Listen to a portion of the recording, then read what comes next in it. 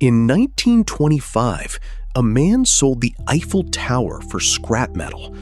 That is not the strange part. The strange part is that a month later, same hotel, same paperwork, he sold it again. Paris, May 1925. 5 of the wealthiest scrap metal dealers in France arrive at a private suite at the Hotel de Crillon, one of the most expensive addresses in the city. Each of them received the same letter, government stationery, official seal, strictly confidential. The man who greets them introduces himself as the Deputy Director General of the Ministry of Posts and Telegraphs. He apologizes for the secrecy. What he is about to say, he tells them, cannot leave this room. The government has made a difficult decision. They are going to tear down the Eiffel Tower. And here's the thing. In 1925, that was believable. The tower had been built as a temporary exhibit, never meant to outlive the World's Fair by much. It was 36 years old, expensive to maintain, streaked with rust, and plenty of Parisians still called it an eyesore. According to the account pieced together decades later, his pitch even included the line that the tearing down of the Eiffel Tower has become mandatory.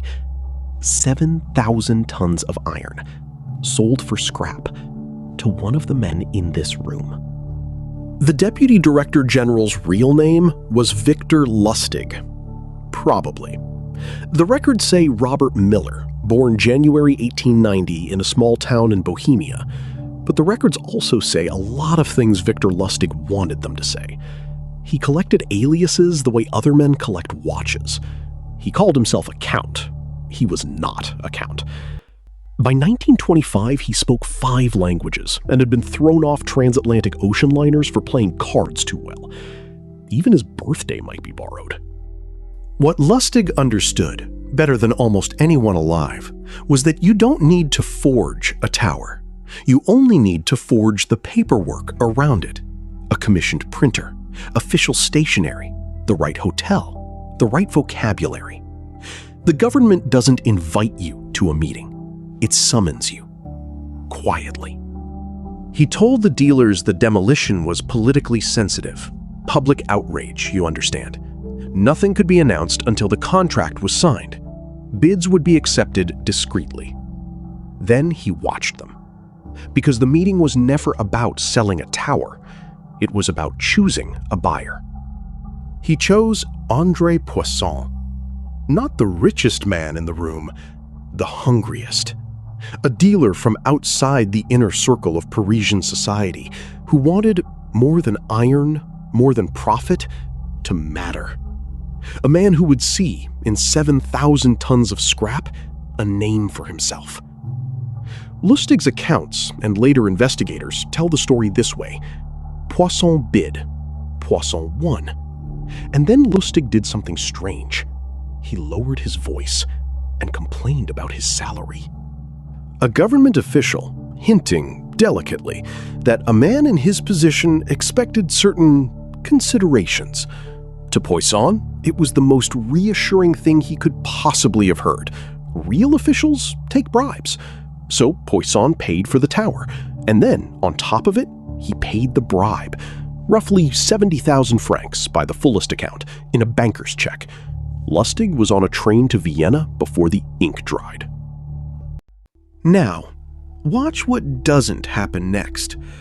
Lustig sat in Vienna with a suitcase of money and waited for the storm. The newspapers, the police bulletins, the manhunt. Nothing happened. Because to report the crime, André Poisson would have to explain it, stand in front of the police, in front of Paris, and say, I bought the Eiffel Tower from a stranger in a hotel room, and I tipped him. His shame was worth more than his money. Lustig had known that from the moment he picked him. The con was never protected by forged documents. It was protected by embarrassment. Which is why what happens next is either the boldest or the laziest move in the history of fraud. A month later, Lustig came back to Paris. Same suite, same stationery, same tower. He sold the Eiffel Tower again. A second group of dealers, a second confidential briefing, a second winning bidder. But this time, one of the marks felt the floor move. He got suspicious, and he went to the police. The second sale collapsed, and Lustig learned the other lesson of his career. The trick only works on a man who can't afford to admit it worked. France was now warm, so he sailed for America, where the stakes stop being embarrassment.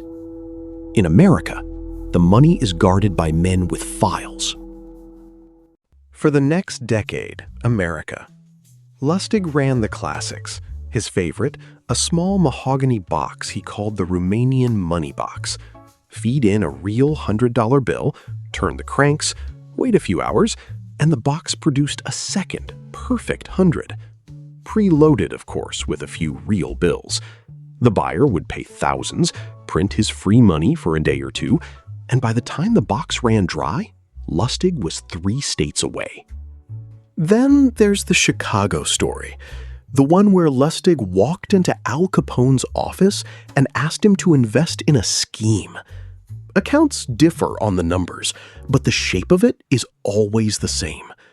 Lustig took Capone's money, did absolutely nothing with it for 2 months, and then gave it all back, apologizing that the deal had fallen through. Capone, impressed by the only honest man in Chicago, handed him $5,000 for his trouble, which is what Lustig had wanted from the beginning. He didn't con Capone out of money, he conned him out of a reference. But charm doesn't scale. Printing does.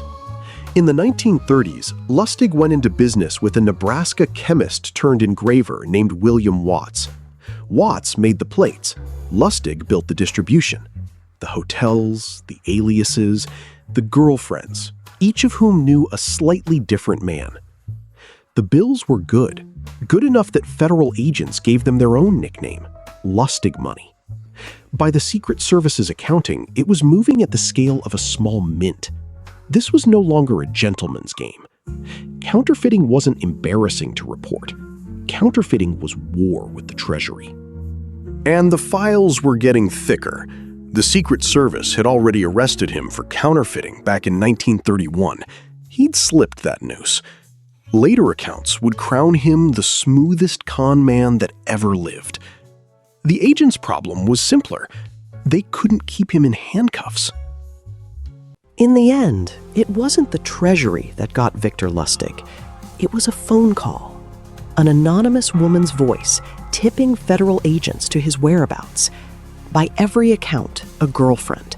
And by every account, jealous. The sources can't even agree on her name. The greatest con man alive was undone by the one thing he could never forge: someone else's feelings. May 1935, New York. Agents took him on the street, and a key in his possession led them to a locker in the Times Square subway station. Inside, roughly $50,000 in counterfeit bills. And the plates.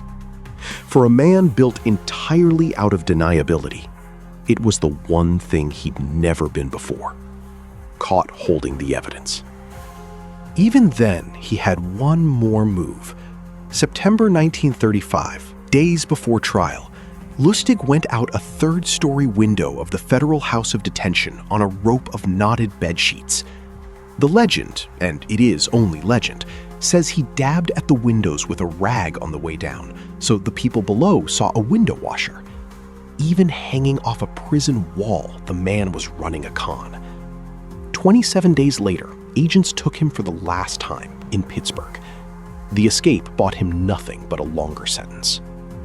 He pleaded guilty, 20 years by the widest reported account, with his forger, Watts, taking 10. The government sent him to the one address in America nobody talks their way out of, Alcatraz. The Count did quiet time. No headlines, no escapes. After a decade on the Rock, he was transferred to the Federal Prison Hospital in Springfield, Missouri, where he died on March the 11th, 1947. pneumonia, complicated by a brain abscess. He was about 57. About. With Lustig, even the simple numbers come with an asterisk. The Eiffel Tower, for the record, is doing fine. Repainted, reinforced, and visited by almost 7 million people a year, most of whom have never heard of the man who sold it. Twice. And André Poisson? His name only survives because Lustig's story needed it, which is its own kind of cruelty. The men who reported the con are footnotes. The man who stayed silent became the punchline. Lustig read that outcome in his face before Poisson ever signed. The best forgeries were never on paper. A man with no verified birthday, no real title, and no honest signature sold the most famous landmark on Earth to a scrap dealer. And the crime worked because the victim kept the secret for him. True stories, too strange to be fiction. There's a new one every week. If this one held you, the archive is open.